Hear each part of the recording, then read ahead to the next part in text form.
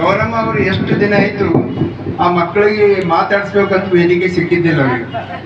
ಆದ್ರೆ ನಂಗೆ ಭಾಳ ಸಲ ಅಂತಿದ್ರು ಅವ್ರು, ಕಣ್ಣೀರು ತೆಗಿತಿದ್ರು, ನಮ್ಮ ಮಕ್ಕಳು ಚಂದ ಮಾತಾಡ್ತಾರೆ, ಎಲ್ಲಿ ವೇದಿಕೆನೇ ಸಿಗ್ತಲ್ಲ ಅಂತ. ನಾ ಮಾಡೋದು ಕರಿತೀನಿ ಅಂತ ಹೇಳಂದಿದ್ದ.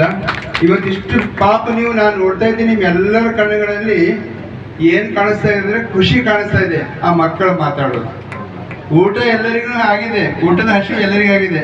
ಆ ಹಸಿವೆಯನ್ನು ಕಳಿಸಿದವರು ಯಾರಾದರೂ ಇದ್ದರೆ ಇಬ್ಬರು ಮಕ್ಕಳು ನಮ್ಗೆ ಒಂದು ಕ್ಷಣ ಎಲ್ಲವನ್ನು ಮರೆಸಿಬಿಟ್ಟಿದ್ದಾರೆ. ಅದಕ್ಕೆ ಅವ್ರಿಗೆ ಒಂದ್ಸಲ ನಿಮ್ಮೆಲ್ಲರ ಪರವಾಗಿ ಚಪ್ಪಾಳೆ ತಟ್ಟೋಣ.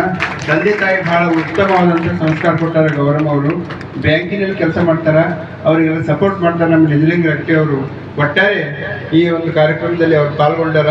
ಇದು ಅವ್ರ ಮಕ್ಕಳ ನನ್ನ ಹುಟ್ಟು ಹಬ್ಬಲ್ಲ, ಆ ಮಕ್ಕಳ ಹುಟ್ಟು ಹಬ್ಬನೇ ಅಂತ ಈ ಸಂದರ್ಭದಲ್ಲಿ ಹೇಳ್ತಾ ಇಲ್ಲಿಗೆ ಈಗ ಊಟ ಮಾಡೋಣ. ಎಲ್ಲರೂ ಊಟದ ನಂತರ ಸನ್ಮಾನ ಇರ್ತದೆ. ದಯವಿಟ್ಟು ಪತ್ರಕರ್ತರಿದ್ದಾರೆ ಇಲ್ಲಿ, ಶ್ರೀಕಾಂತ್ ಪಾಟೀಲ್ ಅವರೆಲ್ಲ ದಯವಿಟ್ಟು ಸಹಕರಿಸಬೇಕು. ನಮ್ಮ ಹನುಮ ಬಾಜಿಯವರಿದ್ದಾರೆ, ಸುಬಣ್ಣ ಕರ್ಕನಾಳವರಿದ್ದಾರೆ, ಎಲ್ಲರಿಗೂ ಈ ಸನ್ಮಾನ ಇರ್ತದೆ. ದಯವಿಟ್ಟು ಯಾರು ಎಲ್ಲಿ ಹೋಗಬಾರ್ದು.